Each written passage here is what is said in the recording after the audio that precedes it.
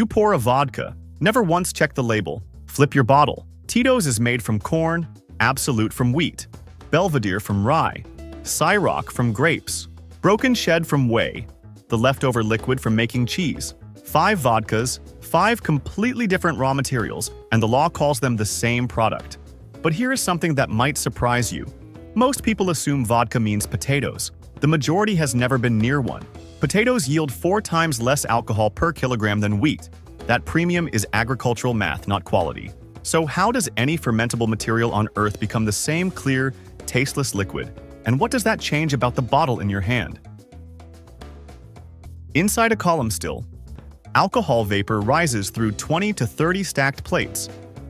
Each plate works like a tiny distillation stage. One pass through the column produces spirit at 95 to 96% alcohol by volume. Here is the thing nobody tells you.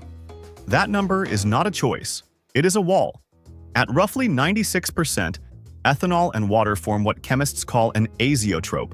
The liquid and vapor reach the same composition, so no further separation is possible. Every vodka on Earth hits this identical ceiling. The United States requires distillation at or above 190 proof.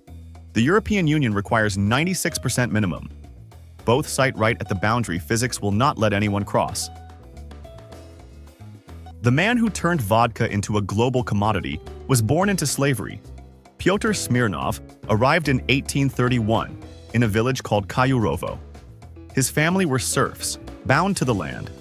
In 1858, his father brought him to Moscow. They changed their surname from Alexeyev to Smirnov. 6 years later, Pyotr founded a distillery. By the 1890s, he had 15 warehouses, 7 glass factories, 1,500 employees. 50 million bottles a year. 200 carts delivering across Moscow every morning. Up to 60% of the Russian Empire's alcohol market. The Tsar named him official supplier, and his defining innovation was charcoal filtration, a technique that made his vodka cleaner and scalable beyond anything competitors could match. But if every vodka brand claims to be different, why does the process look almost identical? The process starts the same way regardless of whether the raw material is corn, wheat, rye, or potato. The base ingredient is milled, ground, and blended with warm water to create a mash. Heat breaks open the cell walls and releases the starch locked inside. But yeast cannot eat starch, it needs sugar. So enzymes, alpha amylase and glucoamylase, go in to break the long starch chains into simple fermentable sugars. Think of it like chewing. Your saliva does the same thing to bread in your mouth. The enzymes do it on an industrial scale. Sugar-rich materials skip this step entirely. Grapes already contain fermentable sugars. That is why grape-based Ciroc follows a fundamentally different path from the beginning. No enzymes, no mashing, straight to fermentation. Next comes the yeast, Saccharomyces cerevisiae, the same species that makes bread rise and beer brew. It consumes the sugars and produces ethanol and carbon dioxide. Vodka producers deliberately choose low-ester yeast strains that minimize congeners. The flavor compounds that whiskey and rum makers want, but vodka makers spend the entire process trying to eliminate. Fermentation runs 1 to 2 weeks. The result is a cloudy, sour liquid called a wash, sitting at roughly 16% alcohol. Far too weak for spirits. That wash enters the column still. 20 to 30 plates, 1 pass, 95 to 96% alcohol. The azeotrope ceiling. At this point, what started as grain or potato or grape is now almost pure ethanol and water. The raw material has been erased.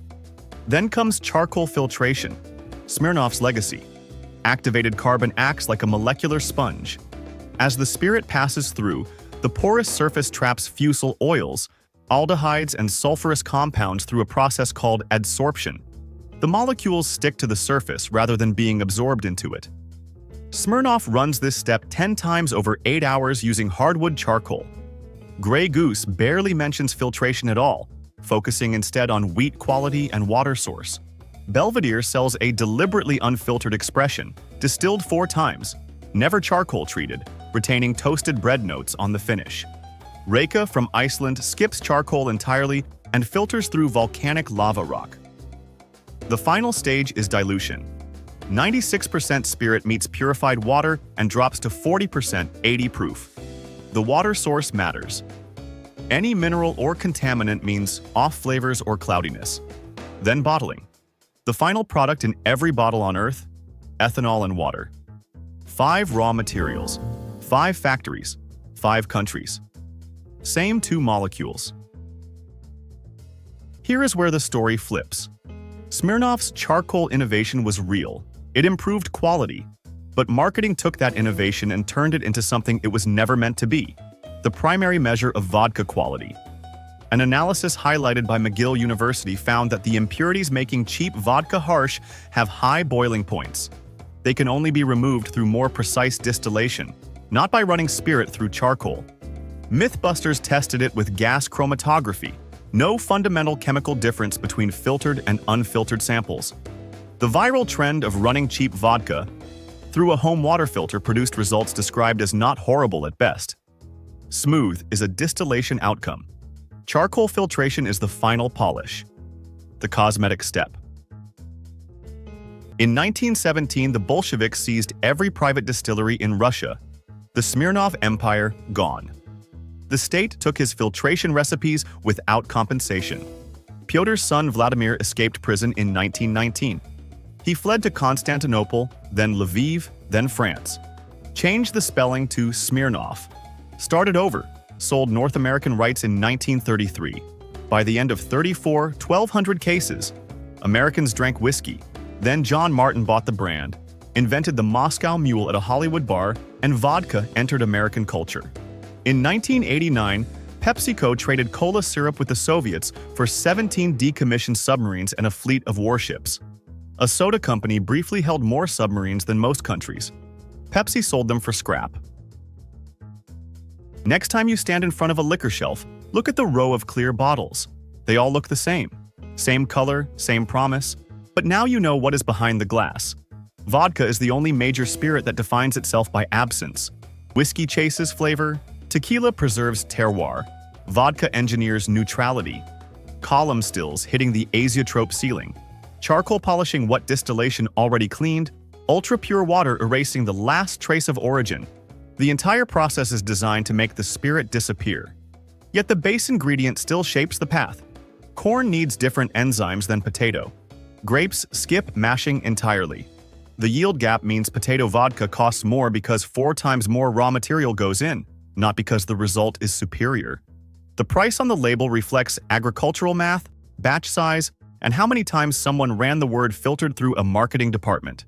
The most engineered spirit in the world is the one designed to taste like nothing. Every bottle is a monument to erasure. Check what's behind the label: corn, wheat, rye, grape, whey. Same 2 molecules. Now you know what is not there and why. That's the process. We reveal how things actually work, one story at a time. If there's something you'd like us to explore next, let us know. Until then, trust the process.